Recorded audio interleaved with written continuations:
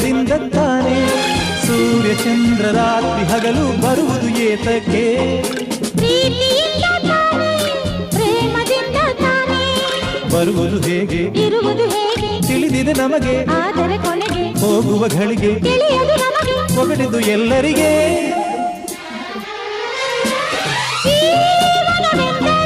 ಪ್ರೀತಿ ಎನ್ನೋಣ ಲೋಕದ ಸೃಷ್ಟಿಗೆ ಪ್ರೀತಿ ಕಾರಣ ಪ್ರೇಮ ಲೋಕದಿಂದ ತಂದ ಪ್ರೇಮದ ಸಂದೇಶ